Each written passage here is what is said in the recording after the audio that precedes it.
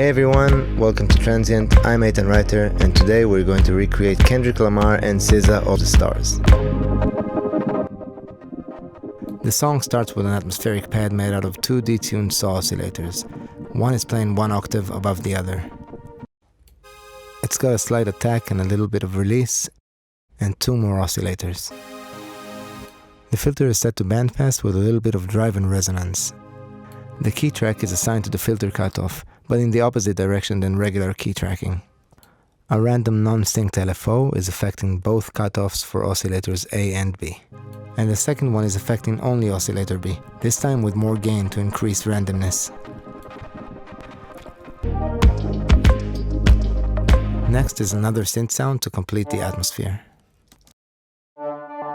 It's made of 2 octaves of detuned 8-voice sawtooth oscillators. The amplifier envelope is set to make it sound less sharp, and the filter is set to a 12-pole low pass. The LFOs are non-synced and controlling both cutoff and panning. Some reverb, EQing, and filter is used.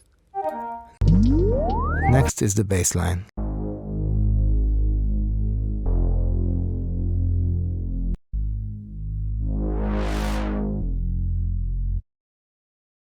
The filter cutoff and resonance are both being modulated by an envelope with a long decay, and an EQ on top to bring out the low end.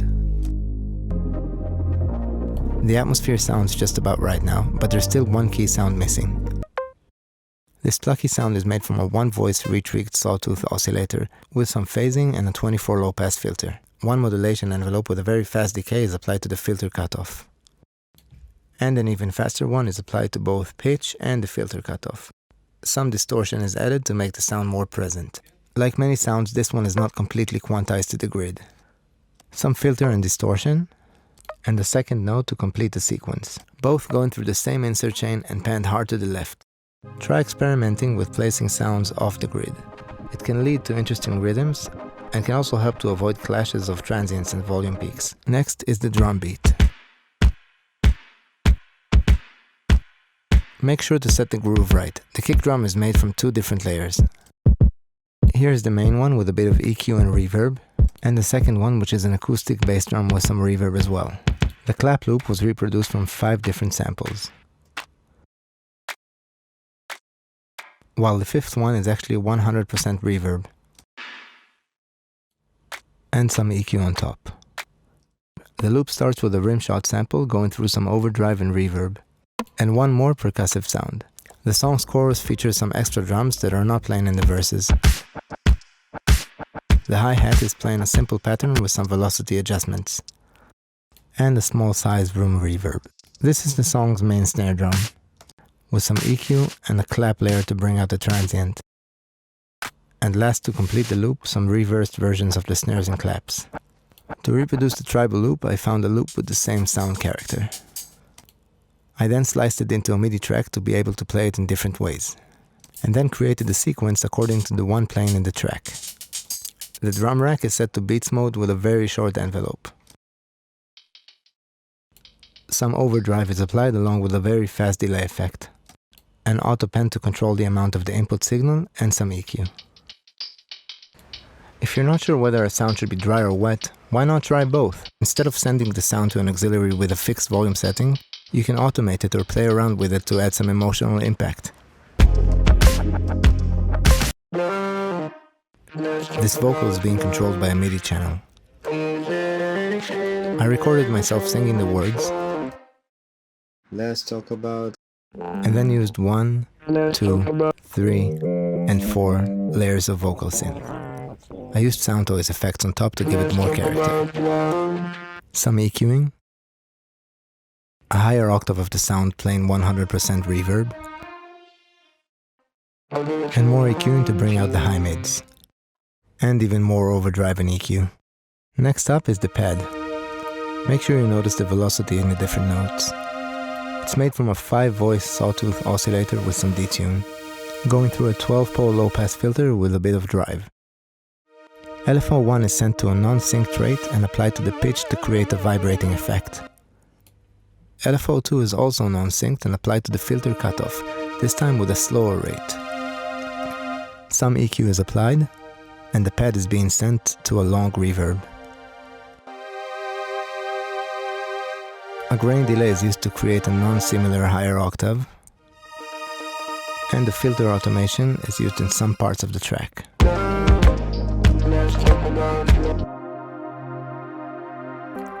Now it's time to recreate the strings to complete the pad.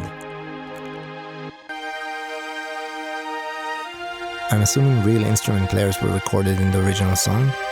Here are some ways to produce it using plugins. Here is Ableton's viola sound.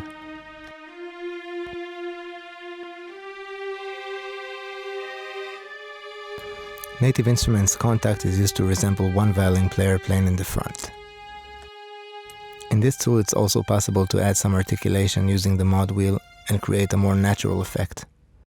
Another contact is used to emulate the whole string section. Again, you can see the recording of the mod wheel automation that makes it feel a bit more realistic.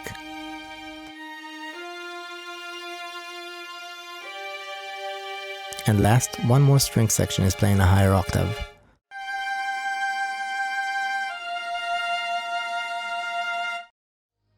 Whether you're using real instruments or VSTs, take the time to learn them.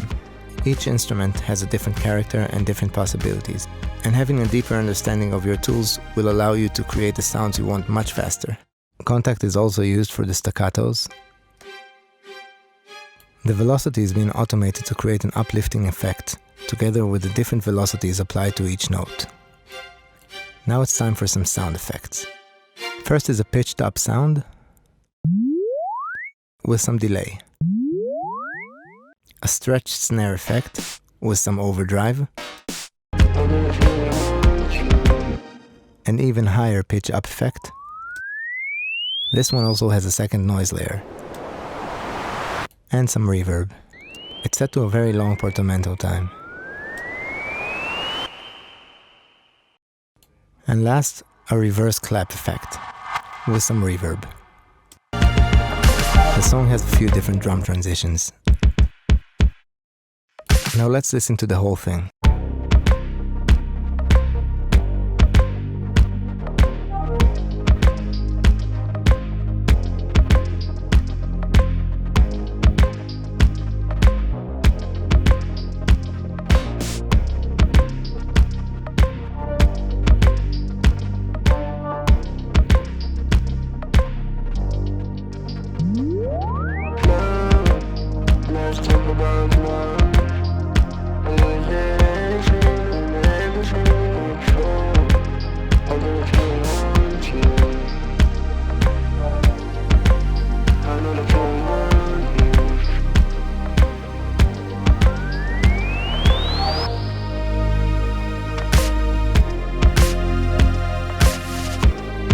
Quick reminder, the project file and the sounds are available for free in the link below.